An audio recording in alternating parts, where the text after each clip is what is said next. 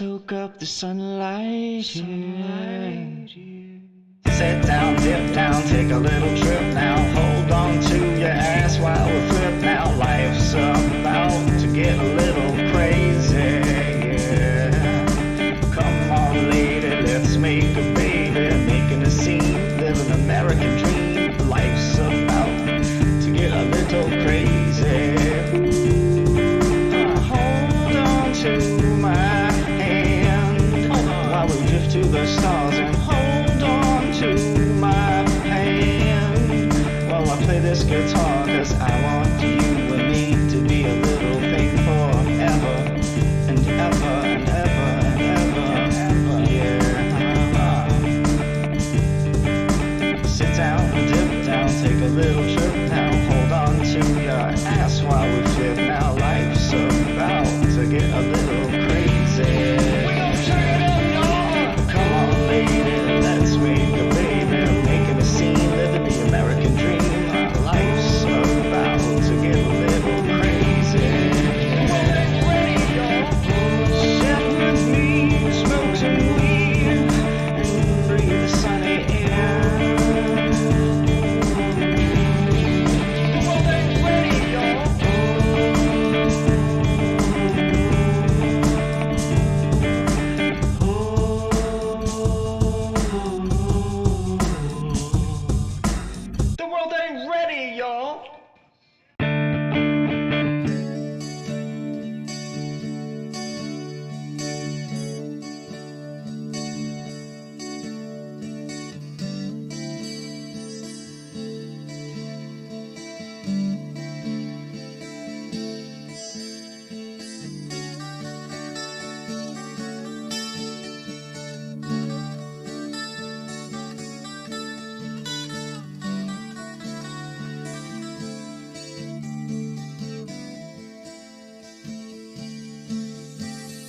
Today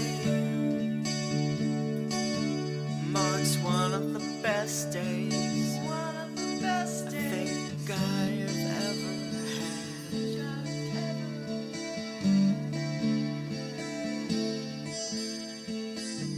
Today I really connected on a level I've been searching for so long. Never thought I would find. Never thought I would find. Never thought I would find.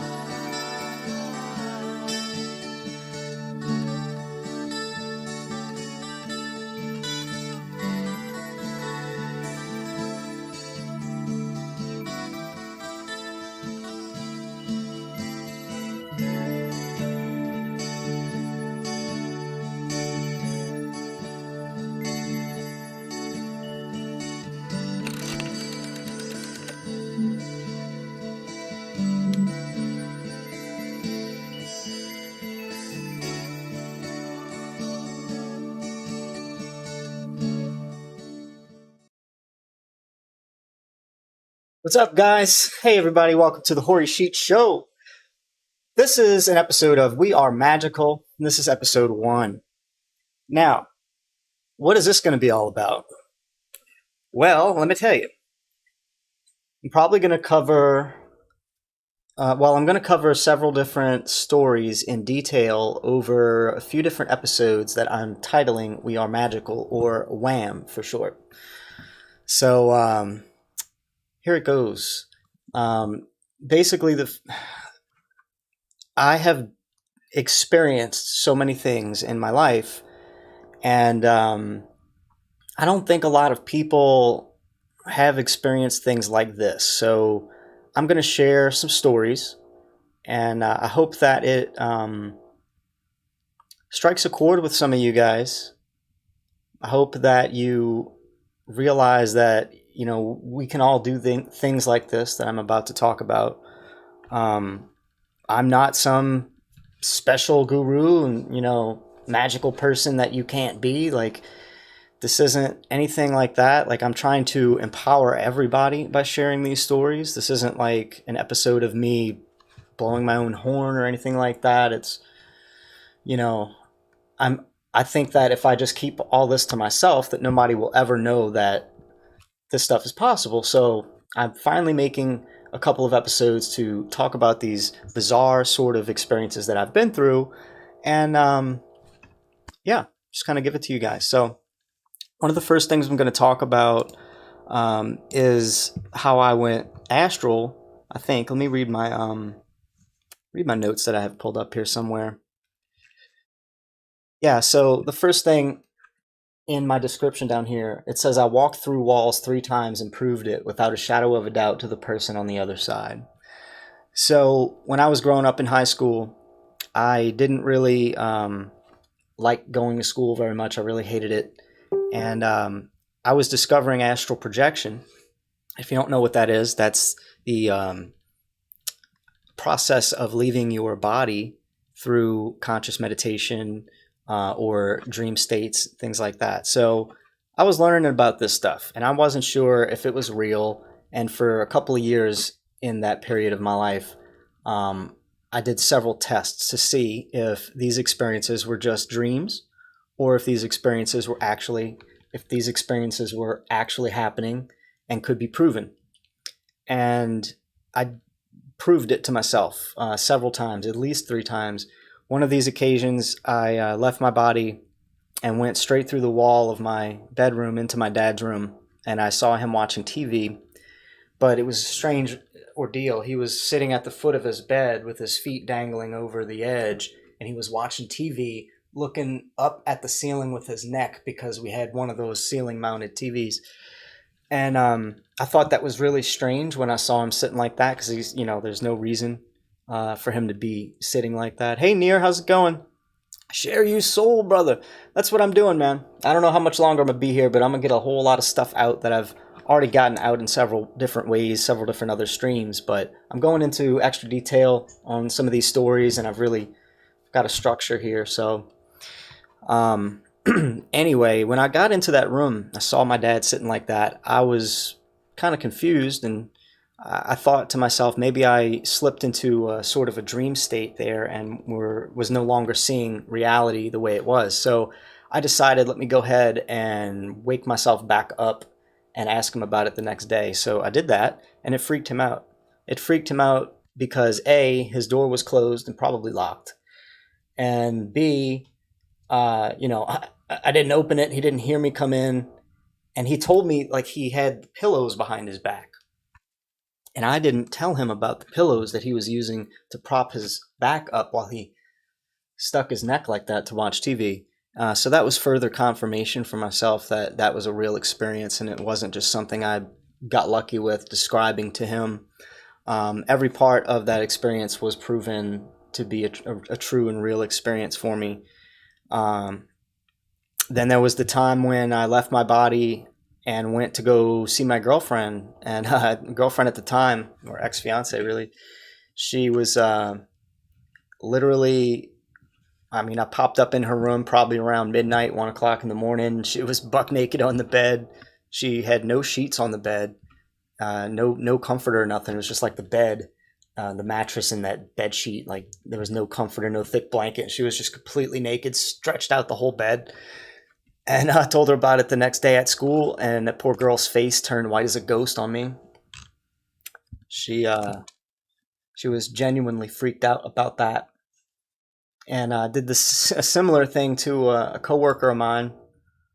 I was a manager at an AT&T store, and this girl Jennifer was working, and she came into work, and I said, let me back up. The night before that, I'm in my room playing games, and I think I fell asleep on my beanbag chair, and I'm having this dream that I'm outside my house, and there's this big tree in the yard, and I'm flying around this tree, and I'm like, wow, this is really cool, I'm flying, yay, and I'm like, wait a second, I'm dreaming, and then I put it together more, and I was like, well, I'm out of body, I'm dreaming, so I'm out of body, so okay, cool. So it was a free astral projection at that point. I didn't have to work for. So I said, well, what do I want to do to prove this experience? I was all about proving these experiences. Even though I've done it several times, I really like knowing that this is a real phenomenon. I wanted to get another proof under my belt. Sex scenes and stories later on. I might show a little nipple for you, Near. I gotta work myself up for it though. That has to come when I'm taking a couple of shots, which I don't know. I may or may not take a couple of shots, but I gotta know. This girl. All right, this night I woke up in a dream. Woke up in this lucid dream and said, I'm gonna go and try to prove this experience. To have another proof. And I said, what can I do this time? I said, well, I know Jennifer comes to work tomorrow, so maybe I can go and see what she's doing right now and tell her what I saw when she comes in at work tomorrow. Well, little did I know that it wasn't midday like it was in my dream, and it was sometime in the middle of the night. So when I went to go see Jennifer, bam, I pop up in her bedroom and she's sleeping and curled up in a ball and some gray spandex stretchy pants and this pink like parachute, like windsuit kind of material blanket that she was wearing, this real shiny blanket. She was just curled up in a ball. And so the next day at work, she comes in and I was all excited to tell her how I saw her sleeping in her bed the other night. Yeah, nipple.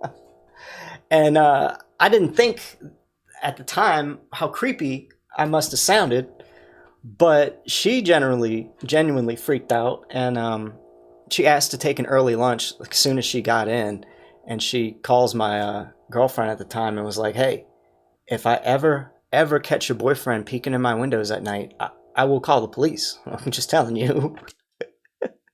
So I learned that going to visit people, you can definitely see what they're doing, but you got to watch what time it is. And I don't know if you can really control where you end up. So like you might go visit somebody and they're just taking a shower, and you're like, oh shit, I'm sure I'll end up doing that one day on accident at this rate. So that was, that really changed my life. Those experiences right there solidified to me that there's more going on in this reality than we think. So those are really powerful experiences. Let me talk about healing with your hands. You guys that have listen to my channel, I talk about this all the time. You know that. I've done several different Reiki healings, literally pulling pain or nausea out of somebody, even demonic entities, stress, and drug overdose. I've pulled all those things out of people before. But this particular story, I want to talk about a man that basically, I was living with this man. He was a gay man, and he was gay bashed in the 60s, the early 60s or something. And so he was thrown over a bridge by a bunch of people in a mob because he was gay. It was the thing to do back then, I guess. Sad. And it left this guy in a position where he could barely work his own microwave.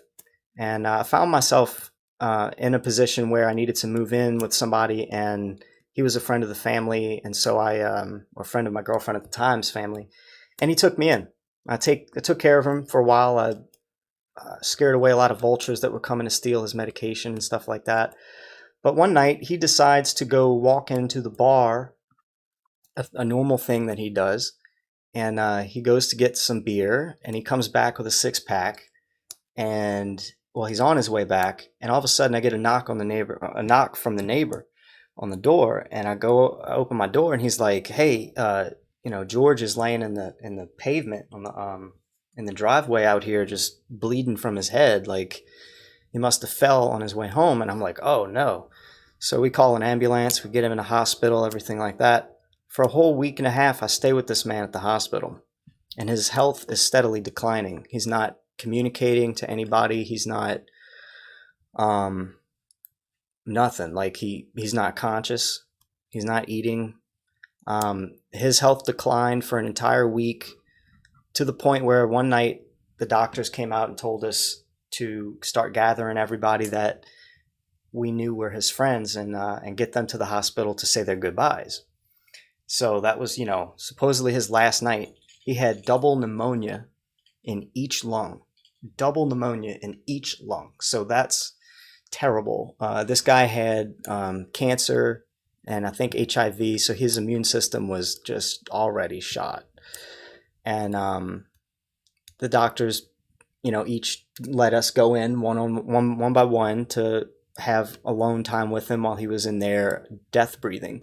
If you've never heard of the term death breath in medical terms, that's when like the patient is really about to just die and they're on a ventilator, they're breathing machine or something like that, and the smell of their own breath is like really caustic and really, really nasty and odorous. So, he was going through this death breath thing and we were all telling him goodbye, but I was the last one in the room. Everybody left and I was like the last, person to go do my thing. And I stayed at that hospital all week, sleeping in the lobby. I didn't leave him alone. Cared about this man a lot because he had a great heart. And when I found out, that he was going through this and he was about to die, I reached in myself and I pulled every ounce of love I had for this man, every ounce of love, and I held his hand. His hand was dangling off the bed like this. I grabbed his hand, I clutched his hand, and I prayed. At that time, I prayed to God, and I was like, "Listen, God, I love this man. He's a great man. He's a good man. I don't think he needs to go out like this." I said, I just want you to use me as a vessel, channel. I asked God in that prayer, I said, channel your energy to me, through me and into him, and to do what's supposed to be done here. And I didn't know if I was going to help him pass peacefully or if I was going to heal him on the spot. I really didn't know if I was playing Death Angel or not, but I asked God to use me that night to make something happen.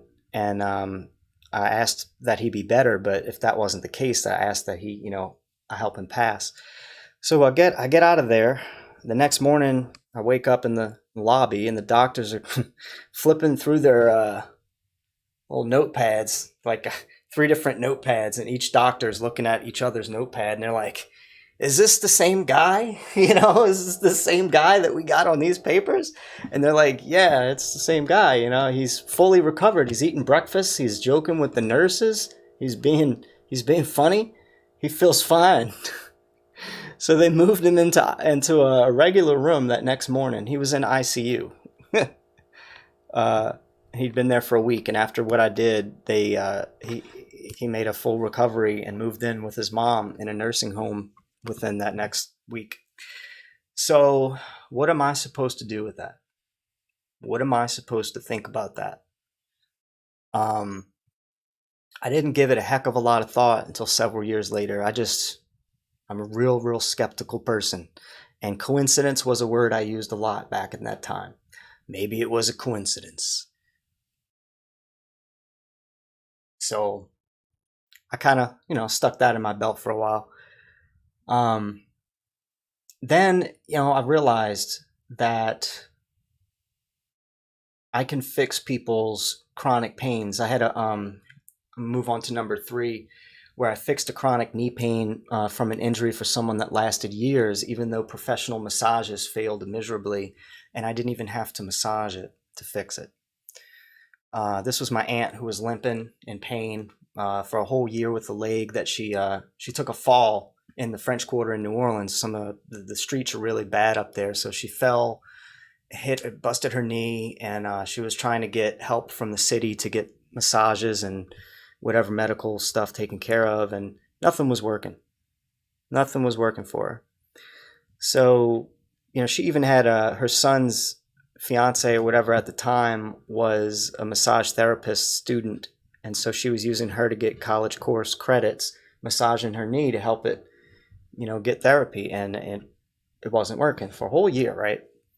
Well, I'm sitting out there at my aunt's house, I'm smoking a bowl, and she comes out, she's limping and crying, and she sits on her chair and she props her leg up, and I'm looking at her, I'm like, "What's wrong?" And she's like, "Oh, it's killing me tonight. Oh, it's so bad tonight."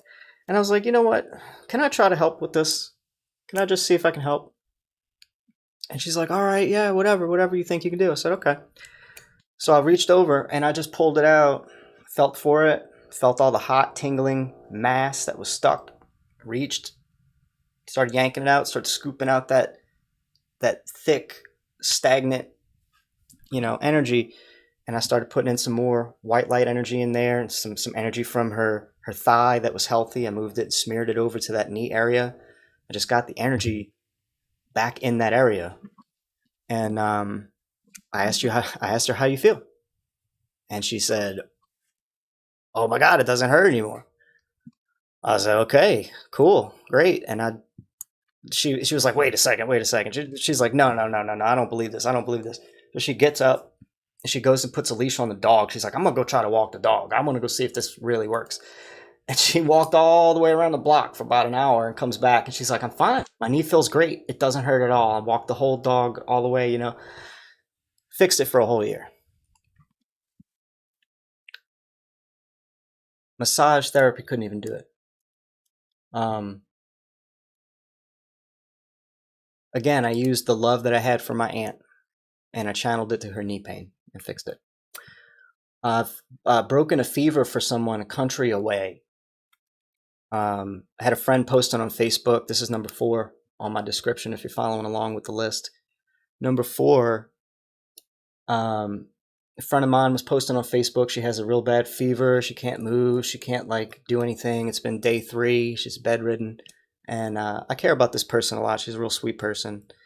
And I asked if I could send some Reiki to her that night, and she's like, "Yeah, I've always been interested in this, but I don't know where to start. I don't know what to do, blah, blah, blah." I said, "You don't have to do anything. Just tell me when you're laying down and ready." And she texted me back about an hour. She says, "Yeah, I'm in the bed right now. I'm ready." And I said, "Okay." So I did my thing.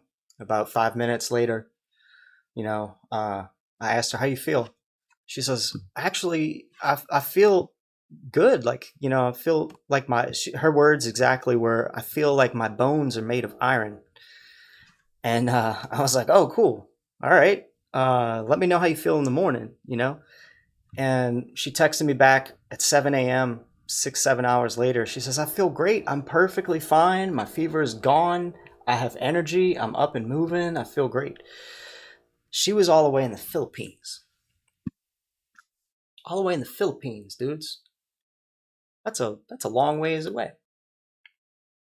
We don't need to be right next to people to do this stuff.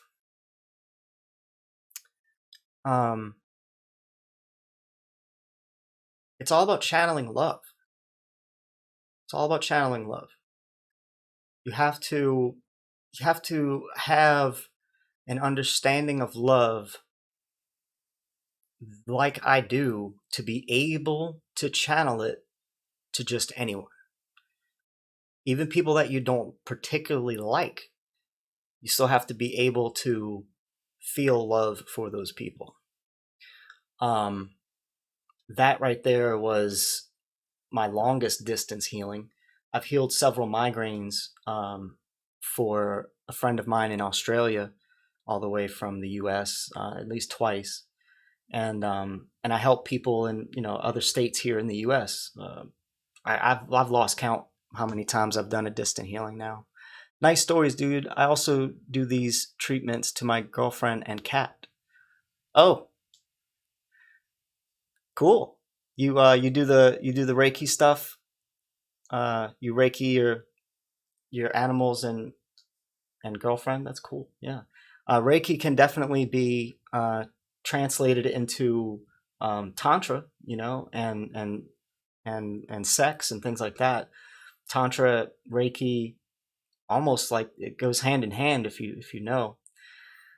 Let's see, number 5. So this is what I'm going to call, and I was debating on whether or not I was going to put this one in this particular episode 1, but I think it's fitting. This is what I call my Jesus experience. And this is a long one, but it's a good one, and it's going to make you scratch your head. I don't fully understand what happened to me. We should start combining forces together. We can blast this world, says Near. Near, something's happening with me, man. I don't know where I'm going to be soon. My roof is molding here. My ceiling is molding. I got holes in the roof. I don't know how much longer I'm going to even be here doing anything like this. So this is why I'm getting this stuff out. Shut up. It might be my last hurrah before I take on, I don't know, it's either going to be van. Shut up, computer. It's either going to be van life or something like that for me real soon. So I don't know about combining any forces. I'll be on the beach or something, spinning fire poi and catching waves. I don't know what I'm doing. But number 5, my Jesus experience.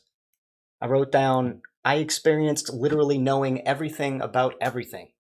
Knowing everything about everything, to the point where I dug out people's most deeply rooted problems or shoveled out some of their deepest secrets when put to the test. And it was very awkward. And it lasted 2 weeks. No food, no drink. I don't remember getting any actual sleep.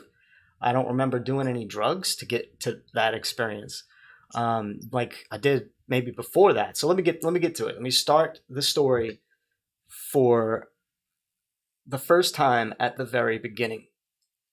You guys who have been following my channel have heard me talk about this time and time again, but I'm going to start from the very beginning. So I went on a tubing trip, got sloppy drunk with a guy that I just met, and me and him just hit it off. Like, we were like, it felt like best friend energy. Like we had been best friends for our whole life, maybe lifetimes. It was like meeting your best friend immediately. It was really weird. And so we went on a tubing trip that next day, and oh my God, I got so smashed. I threw up all over his toilet in the bathroom, and like I made a mess. Passed out on his bed. But we had plans. We were like, hey, look, after the tubing trip, we're gonna get a tent, and we're gonna go camping out in the woods, like, you know, build a fire, do cool stuff like that. And I'm like, yeah, that sounds great. So we got this tent, went to Walmart, got this tent, and this is what I remember happening. At the time, I was doing those triple C's, those cough pill things. I was tripping on Robitussin at the time. And I actually did like a whole, I don't know, it was like a whole bottle of Robitussin things, and tripping real hard. And he decides to get out a Goldschlager bottle, some 80 proof alcohol with gold flakes in it, you know, Goldschlager. And he starts drinking a little bit. And he's like, hey, you want some of this? And I start chugging it. Yeah, give me that. There you go. And he's like, whoa, slow down, slow down. He's like, dude, you're going to get tore up, man. You drank like this much of that just now. And it didn't even hit me. Didn't feel it at all. That was a very strange thing to experience, because usually alcohol will tear me up. One or two beers, and at that time in my life, I didn't drink at all. But that didn't do anything to me. So the Robitussin actually canceled that out, and left me. Basically what we did after that, after drinking, we found out that we couldn't go to the campsite. So we're like, what do we do now? So he's like, oh, let's just build a tent in the yard. Let's just camp outside in the yard. Okay, cool. So we do that. We sent the tent up, build a fire. We have a nice cool night. And he decides, all right, I'm going to bed. And he's like, I'm just going to go sleep inside. I'm like, I'm going to sleep out in the tent just because. He's like, all right, whatever. So stayed out in the tent. About 3 a.m. rolls around. I'm in this tent by myself. This is where it begins. I have no clue what happened to get me all of a sudden motivated to go and change my life, my whole world. I needed everything to transform in that moment. And it was just an overwhelming sense of inspiration that took over me. And I decided to just do every little thing that it said to do. I decided to listen to that 100%. And what happened was I called a cousin of mine and said, hey, I want to go to your college. I want to start signing paperwork to get schooling. And, you know, like I'm going to, you know, get a grant and start going to your school, all this stuff. He was like, dude, okay, that sounds like so much fun. You can enroll in classes. We can start next week. I'm coming to pick you up right now. So he comes and picks me up at 3 a.m.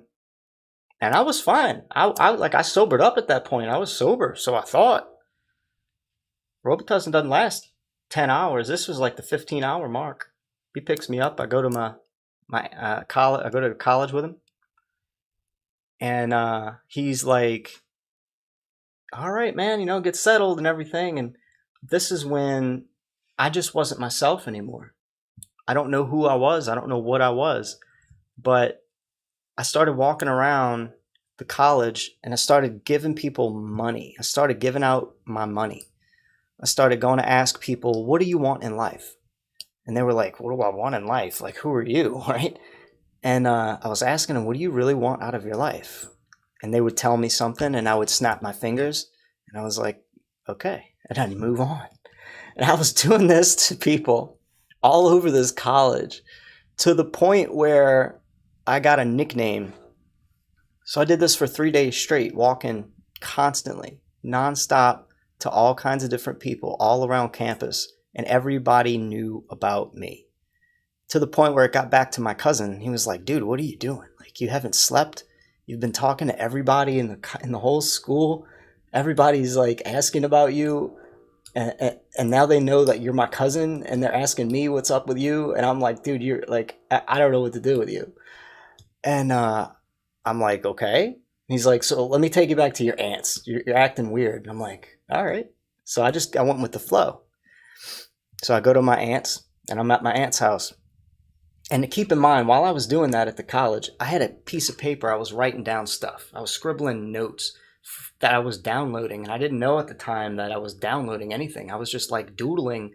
And the doodles turned into numbers and what numbers meant. And like I was translating languages differently and stuff. And I was trying to show this information to people. And people were like, I don't care. Whatever this stuff is, like, get it away from me. I'm like, this is amazing. Like, how can you not like understand what I'm showing you? And they're like, ah.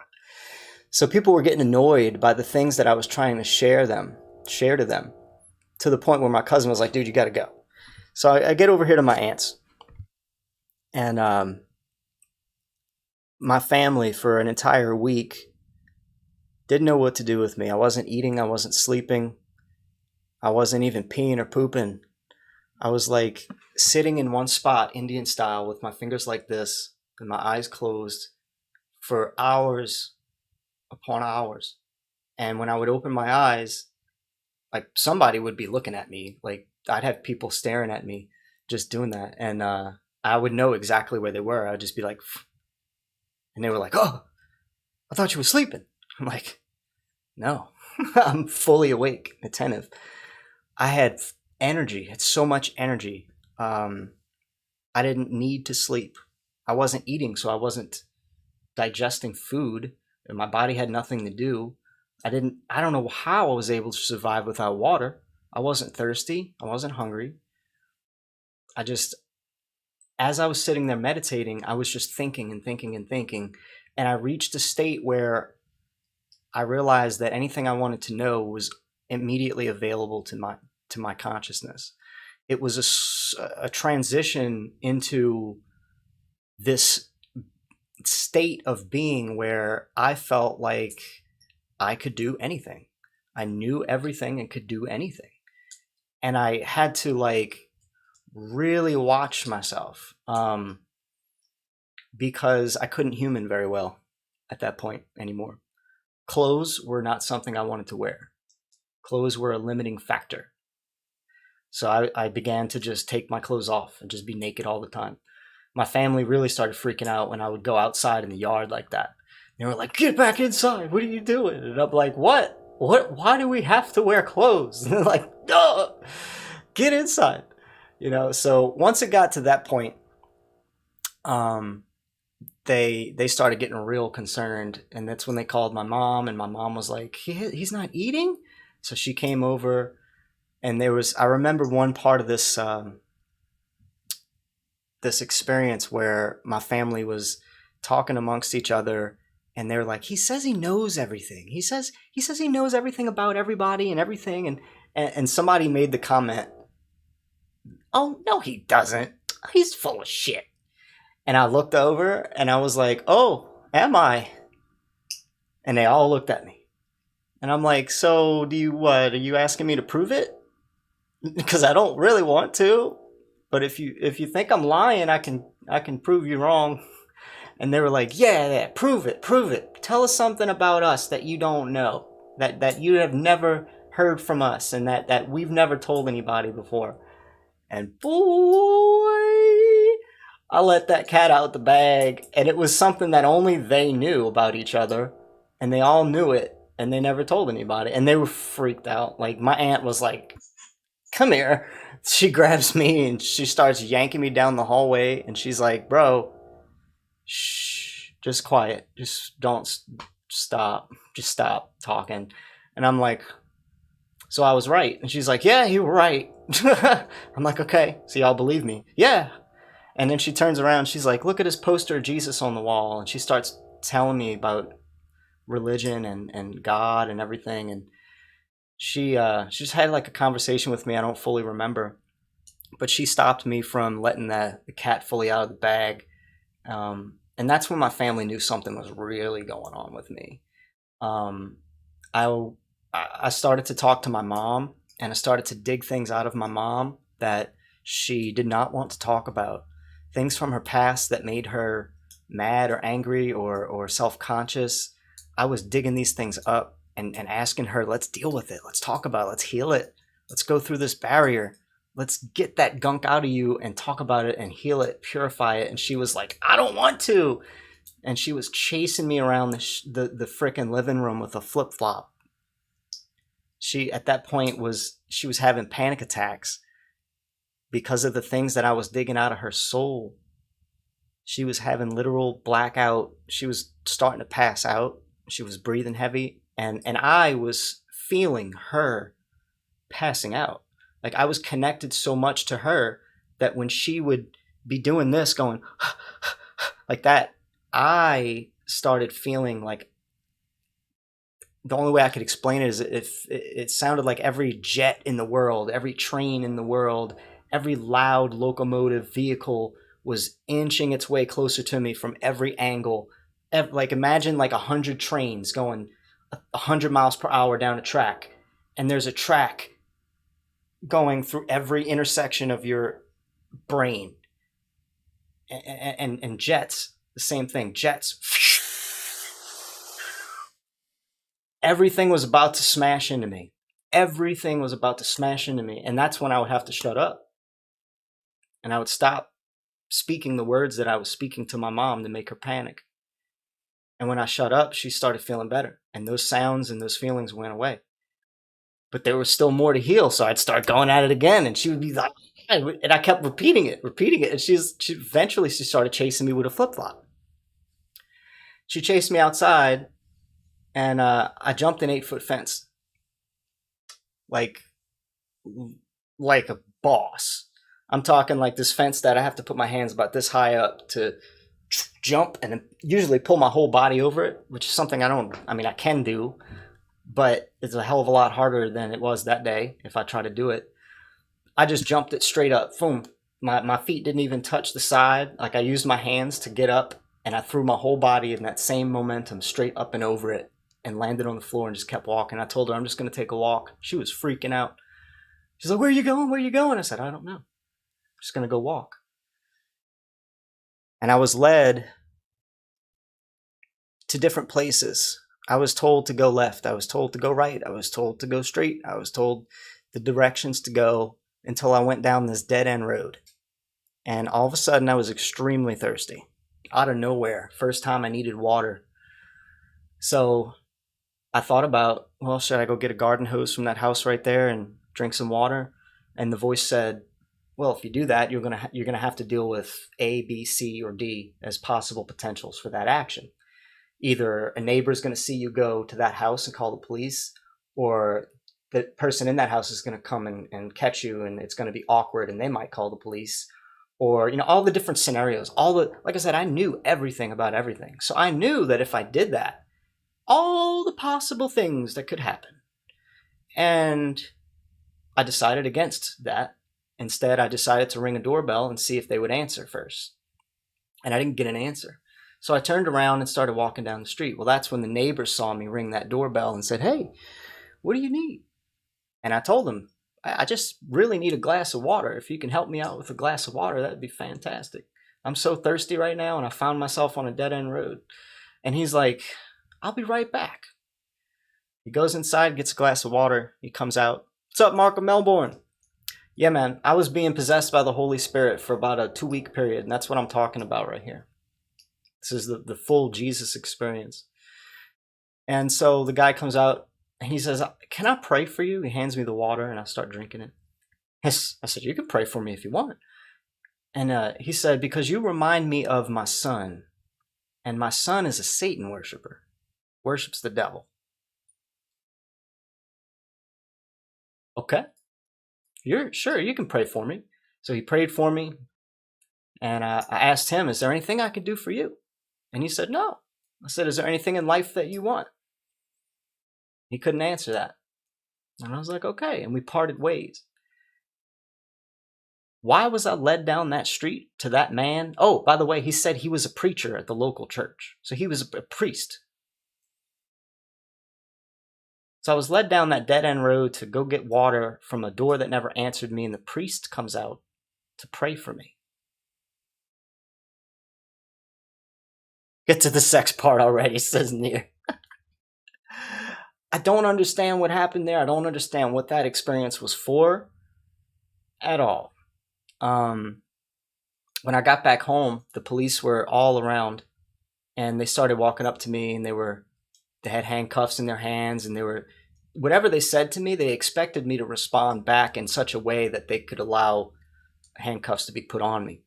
But I had the magic words. Every time they kept trying to put me in cuffs, I would say something and they would have to stop and take the cuffs back and go in a little powwow circle. And they would be like, "Okay, we can't get him with that. What else can we try?" And then they went over to my mom and they were like, is he a lawyer or an attorney or something? Because, I mean, he knows the law, man. He knows some stuff, you know? And she's like, "No, he doesn't know anything." Like, well, we can't touch him, you know? So the way they got me in the cop car was they made one of the female cops come over to me and tell me that she was a prostitute. And I didn't want to have sex with her. Here's your sex part, Near. I didn't want to have sex with her, but I felt really bad. If that was true, then I wanted to talk to her about it and pick her brain. So I got in the cop car with her while she took me where she wanted to take me so I could talk to her and ask her about this whole prostitution thing I was just told about. Well, she was deceiving me, obviously. But that's the part of this experience that was almost, I'd say I was a little delusional, because how could a cop be a prostitute, right? But I didn't put that together. So I find that kind of interesting that I was accessing knowledge, but common sense was lacking in some ways. So she gets me to the hospital. Here's where it gets crazy, guys. I'm in the hospital bed. Nurse comes in, sticks a catheter straight in my dick. That sucked. I'll never forget that feeling. And then she leaves. Another nurse comes in with a needle. She goes to put it in my arm. And I look at her and I'm like, "Ma'am, if that needle and what's in that needle hurts me, I forgive you."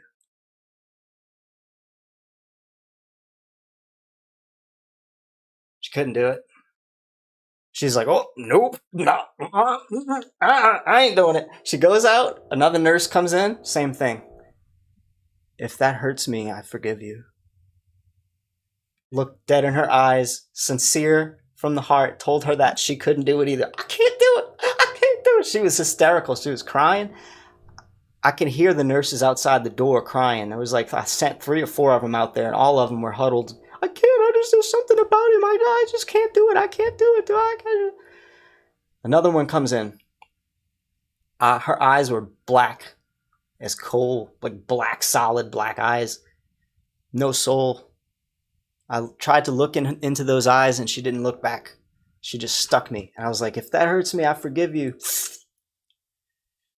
She left. And I lost consciousness.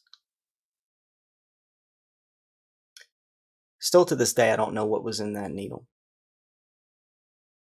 I woke up in a hallway. I don't know how much later. I don't know if it was the same day, another day, a week, what? I lost time. Yeah, needle shit stories. I lost time. I woke up in a hallway, not knowing where I was, not knowing anything about what the hell just happened. And as soon as I realized I was awake again and in a hallway, I started having a feeling I've never had in my life before and hope I never ever have it again.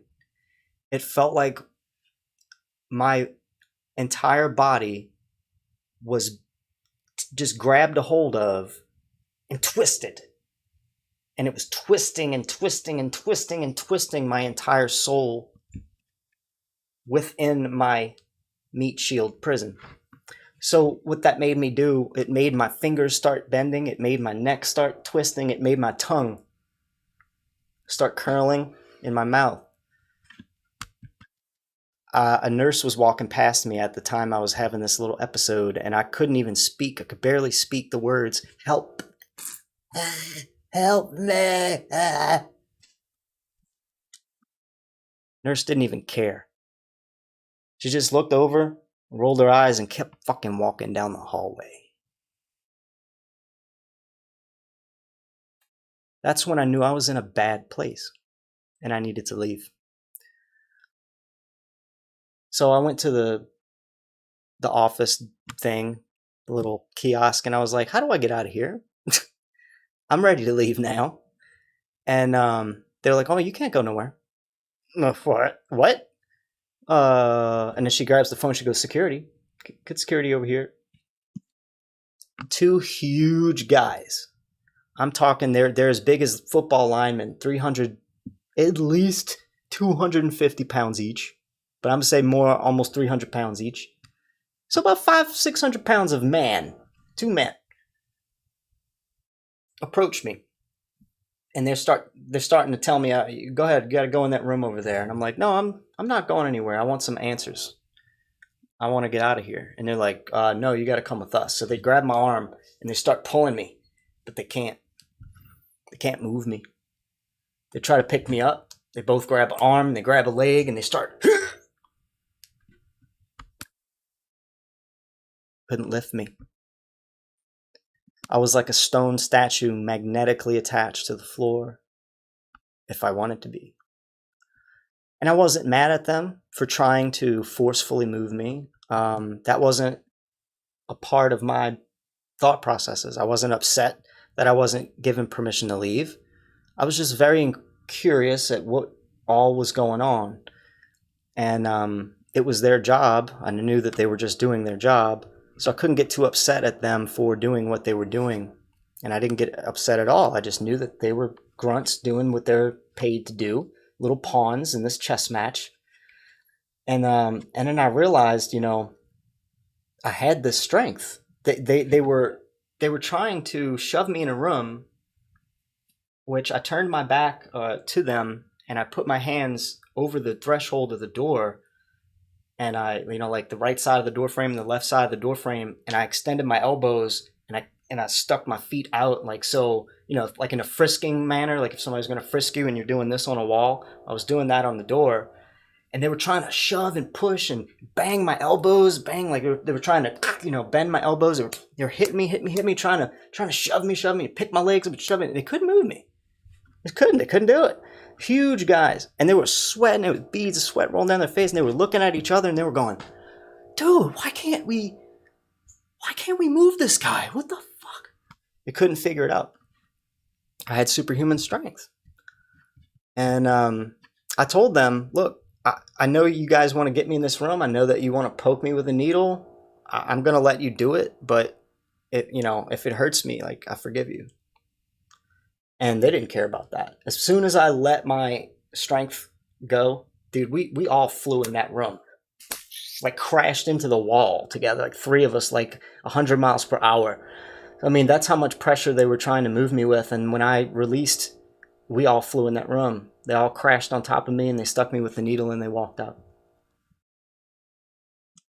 Again, a needle to sedate me. And I wake up, again, an unknown amount of time later.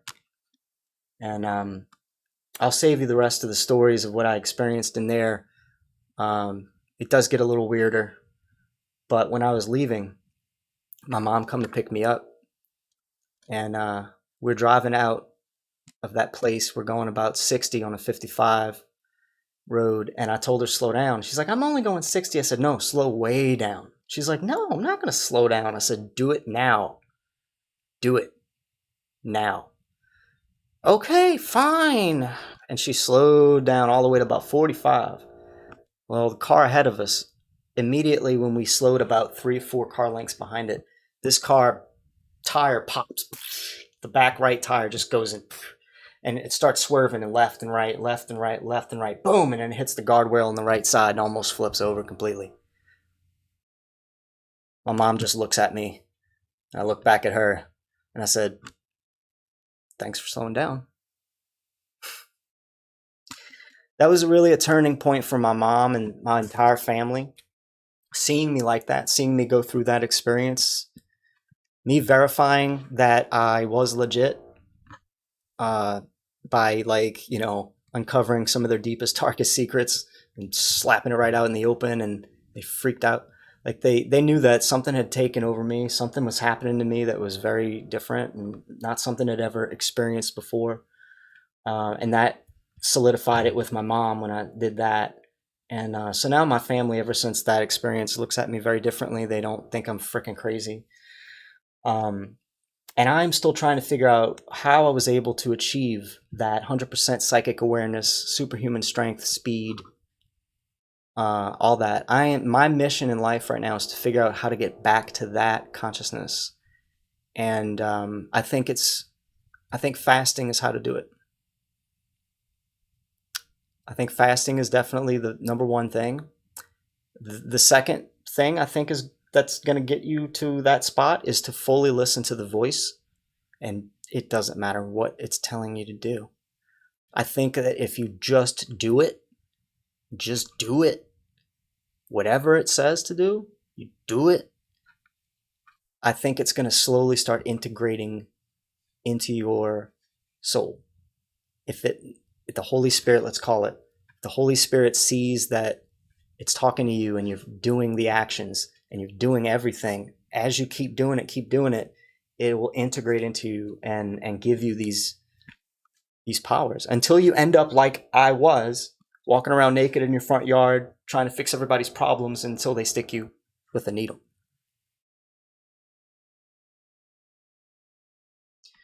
They have a system in place for people when they wake up to this Christ consciousness.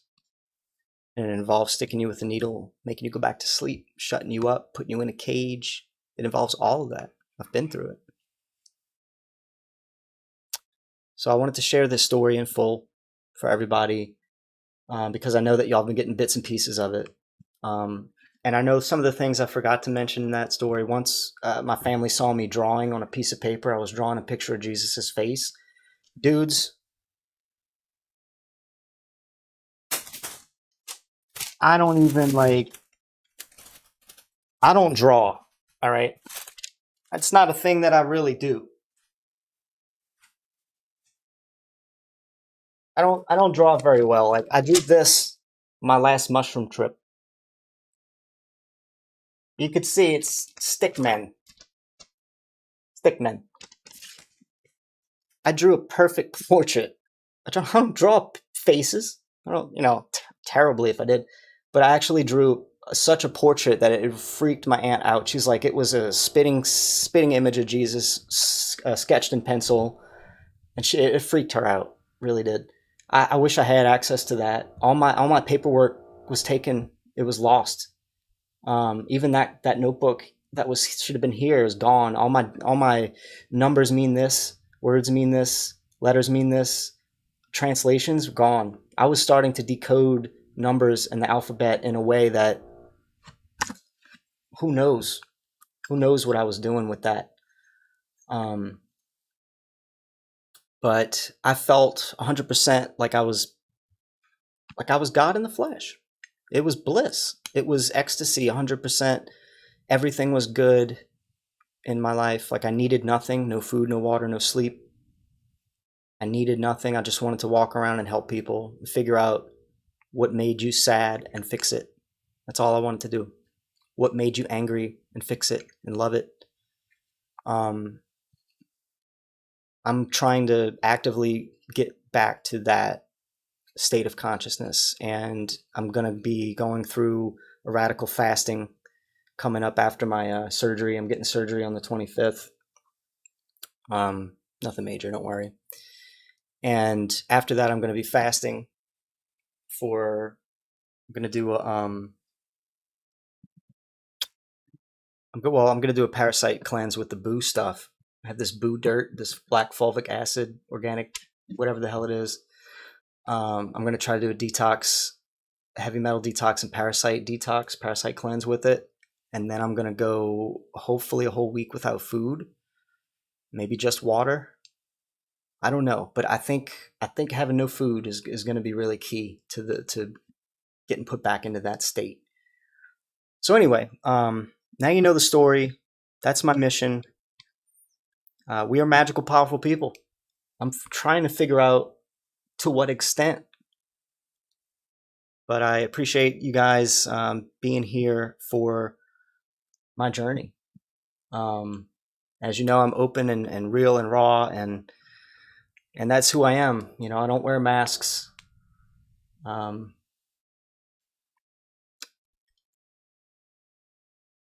hope you guys appreciate that. And like I said, this might be one of my last couple of streams. I still don't know. The hurricane has really wrecked my place, so my living situation's up in the air. I'm not sure if I should buy a van and do van life or what. I really don't know. Or just go to the beach, just live on the beach in a sleeping bag somewhere under a dock. I don't know. I'm trying to figure this out.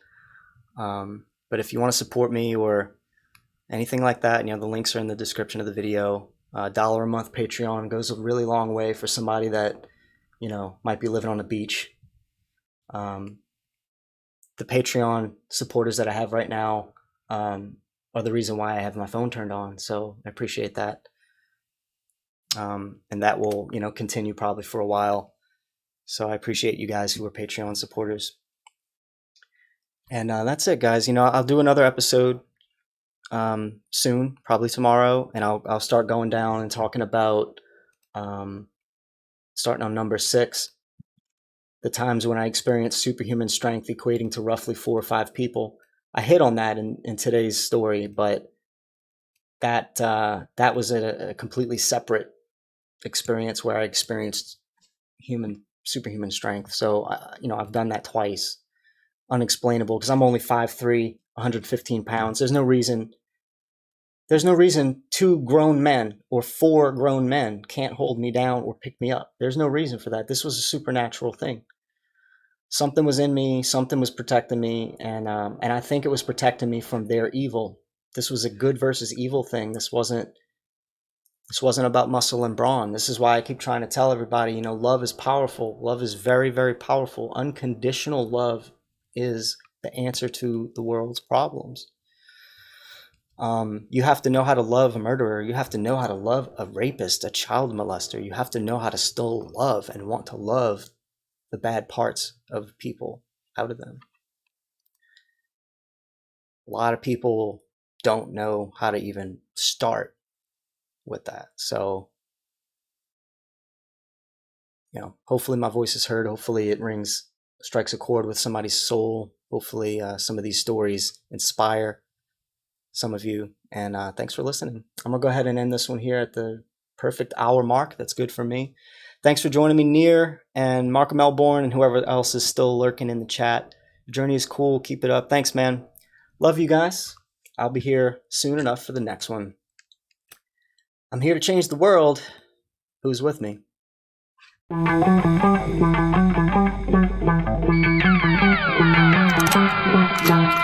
the machine, fighting the machine, fighting the machine, fighting the machine.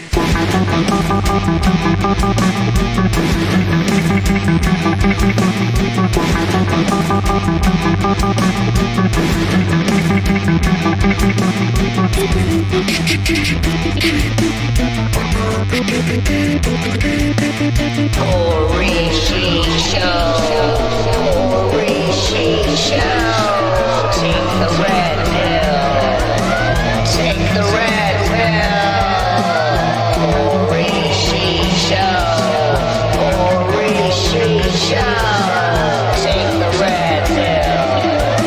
Take the red pill.